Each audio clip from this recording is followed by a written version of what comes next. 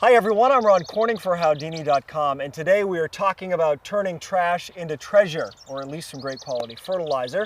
We are going to make our own compost, and joining us to help us out is Scott Meyer. He is the editor of Organic Gardening Magazine. So all right, Scott, we want to know first and foremost, what is compost exactly? Compost is the once living things turned into a soil conditioner, weed preventer, fertilizer. It's taking those things, putting them together, and managing the process so they decompose and leave you with a great result. So Scott, explain to me the process, how composting works to help in growing your garden.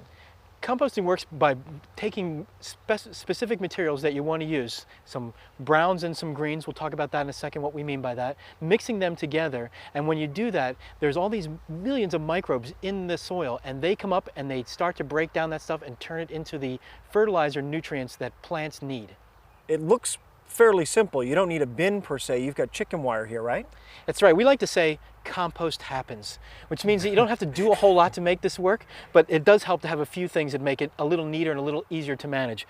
You can buy fancy bins, but you can also just start with something as simple as a roll of chicken wire that you form into a circle and then fill it with your material. Okay, and we've got some of the material here. I'm going to pick this up because I'm the novice, and if I can do it, anyone can. What do we have here exactly? We have what we call the brown parts of compost, and you want to balance the browns and the greens. The brown stuff is stuff that's started to dry decay. This would be like straw, shredded leaves. Those are great brown ingredients. You want to mix that 3-to-1 to the greens. It's a good base layer to put down. When you rake your lawn in the fall and you get your leaves, you just gather all that stuff up. That is a great time to start with compost, is to get it in the fall because you have all those leaves. Okay, so this is the first layer. You just put that in there. And it's important that the air circulates because you could, I suppose, put it in a trash can, but if there's no air, it's a whole different process. If no air, it will start to smell. If you leave it where there's plenty of air circulation, you will not smell and you will not attract animals, one of the concerns that people have about making compost. All right, so we have the brown ingredients. Next come the green ingredients, and what do they involve? The green ingredients are things that are fresher than that. They're not dried. Grass clippings is an excellent compost ingredient. I also brought some great green ingredients for us. I saved some from our home compost pail. You call them green ingredients, I call them garbage, but all right. So there we have banana peel, avocado peel. There's some tea bag in there. All There's right. some peelings from a cucumber. Eggshells are an excellent ingredient to add. It's the only animal sourced ingredient I you was want to going put to say, in. I would think the eggshells are an animal They are, byproduct. but the shells themselves are really high in a nutrient called calcium. Right, It's very helpful. Just dump the whole thing. You would also add in here garden plants that have finished, house plants, cut flowers, coffee grounds is a great ingredient. I know it's brown, but manure is a great ingredient for a compost pile. It has to come from an herbivore. So chickens, horses, cows, those are great ingredients for a compost pile, and they are green because they're high in nitrogen, even though they're brown. How long does this take exactly?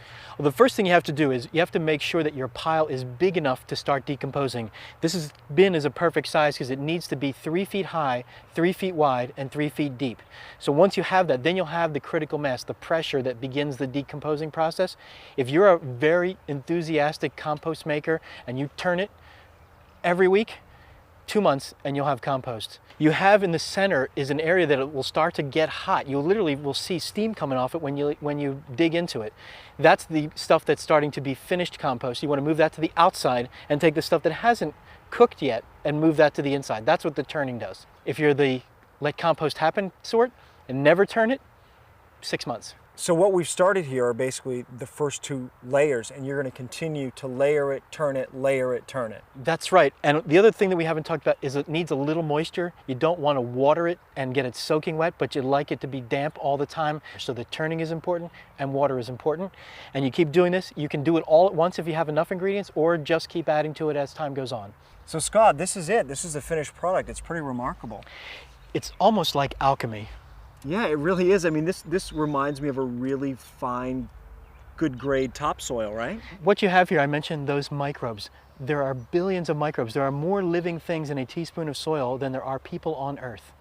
Really? Really. It's the best kind of way to feed your garden. Which explains why organic gardens grow so effectively. This is really a key component. It's critical. So once you have the finished product, you have to begin incorporating it into your garden. How do you recommend you do that? You can simply just put it on a layer on top. A 1/2 inch thick is a good effective amount.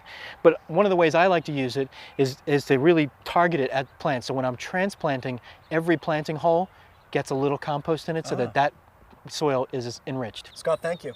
You're welcome. Scott Meyer is the editor of Organic Gardening Magazine, and I'm Ron Corning for Howdini.com.